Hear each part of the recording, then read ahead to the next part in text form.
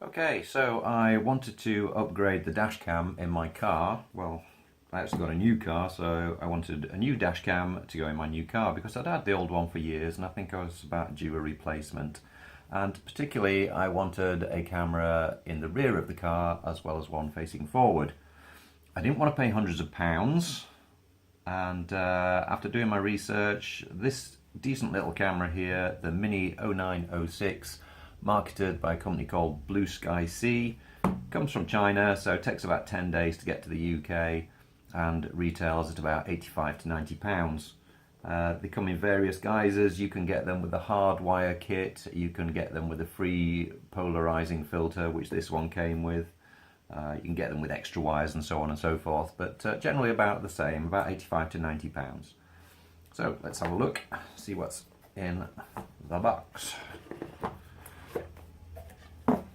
Instructions, and the instructions are in English, which is nice, and it seems to be in actual English.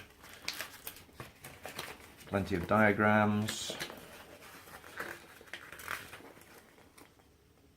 So a set of instructions which could actually be quite useful. We have a cleaning cloth and we have a piece of string. Now I seem to remember reading that this little bad boy is for sawing off the sticky pads, sawing them off the windscreen when you want to relocate the camera. Genius. Okay, we have here, seems to be, yep, that's the forward facing camera, the main camera. So the polarizing filter that I mentioned, a circular polarizer, is magnetic and just clicks over that lens there. Obviously you need to take off the little protective covers that are on the front lens and on the monitor screen. So let's have a quick look at the camera and its functions. So I'm not going to go through the main menu. These are pretty much all standard these days. They have a huge menu which you can flick through and find the various settings and so forth. So the mounting, well, it's on a ratchet system, so it's nice and sturdy and won't droop, as it were. This is the main power button on the end. This will cycle between forward and rear cameras, so it will default, I think, to the forward facing camera on the monitor display here. If you press that button, you will get a view of the rear camera. If you press it again, the monitor will go off, and if you long press it, then it will switch the whole unit off. Simples. Slots on top, we have a little port here, which is where the rear camera lead plugs in.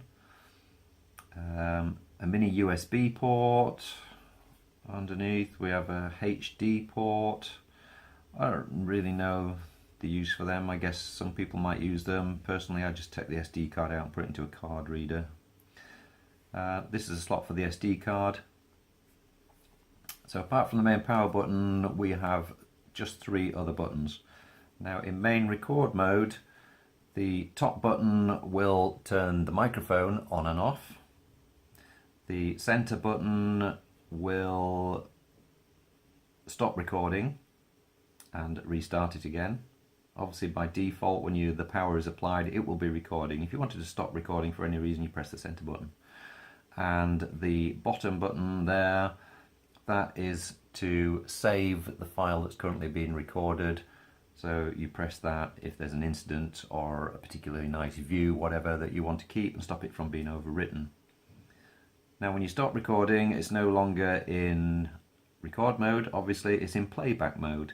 So you can then use these 3 buttons to cycle through playback to find a particular sign, a particular video clip, and to play it back. And you've got your indicator buttons here, your indicator lights rather, which will tell you what's going on with the unit at a glance. Plenty of ventilation holes to stop it from overheating. And that's pretty much that. What else is in the box? Okay, get rid of the paper. So, in this box here, this is the rear facing camera.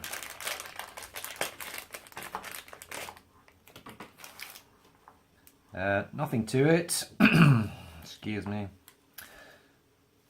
This is the rear facing camera, nothing to it.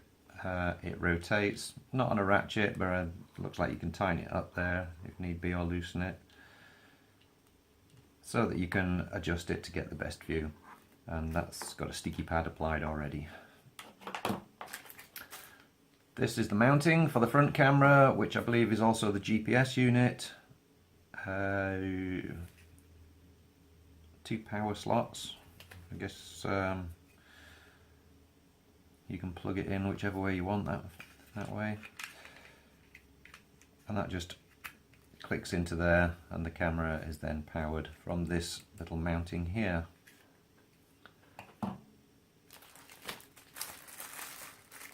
Some sticky backed cable tidies that we keep the cable from hanging loose. In this bag here we have some small screws. I don't know why. We have a couple of wedges. Now these are for if the curvature of the screen is so that you can't get the camera pointing in the right direction, like it's off-centered. You use these, stick them together, or screw them together maybe. Yeah, that could be what they're for. Use the wedges to align the camera, and you've got a selection of sticky pads to help you do so, to get it all mounted properly on the windscreen. Now this here, this is the remote control. You mount that somewhere where it's handy on the dashboard. One short press will take a photograph of the view.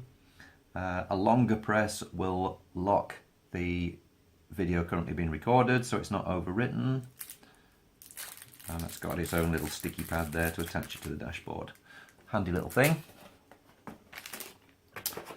So presumably what we've got left is the cables.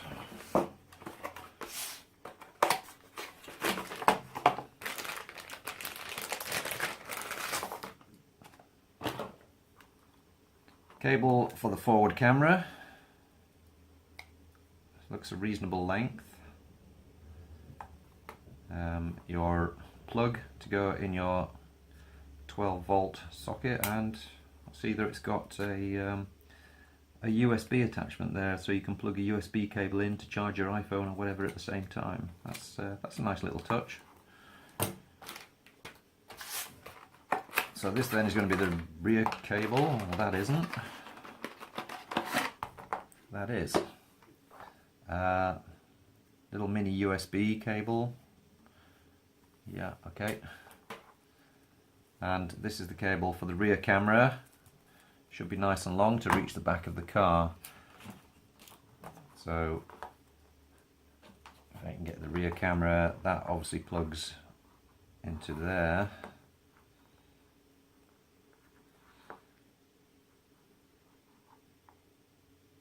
Yeah, I can see there's little dots there. I don't know if you can see it on the camera. Little dots and holes to lock it into place. And the other end will go into the front camera, like so, to pick up its power. And that's pretty much it. The contents of the box. So 2 cameras, 1080p, to get decent footage hopefully, to the front and the rear. And here's the camera in position on the front windscreen, but from the driver's seat it's completely hidden by the rear view mirror, so it doesn't block any of the view to the driver. And the wires, they go up around here, around the windscreen, down behind the rubber seal. From the door rubber you can unhinge the glove box and run the wire behind it, and I've gone under the center console trim, and then it comes out alongside the passenger seat and into the 12-volt socket. A little more cable would have been nice, but it just about does the job.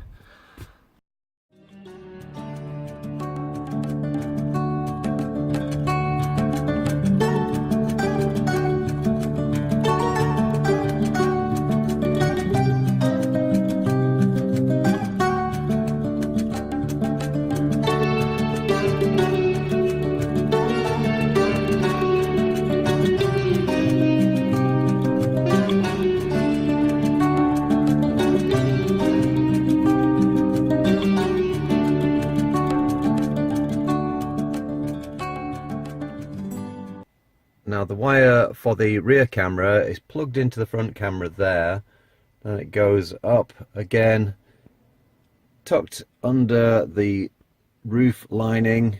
It continues under the trim into the back of the car, all the way towards the rear window. So you continue feeding the wire through the roof trim around to this point here. You can then pull away this rubber seal and feed the wire all the way up here until you get to this point where there is a rubber tube which is designed to keep water out and allow you to run wires. That's the job. So just pull this away at both ends. Can be a little bit fiddly. Feed the wire through there up into here. Now any extra wire you've got at this point you can coil up in this area here. The wire comes out and to the rear camera to the best position you can find, and then adjust so that it's pointing backwards. You may have to have a few attempts at that. Now this trim here, that usually just pops off, so it's just a case of pulling it and it will come away, and then equally it just pops back on again. And just be careful about squashing the connector here.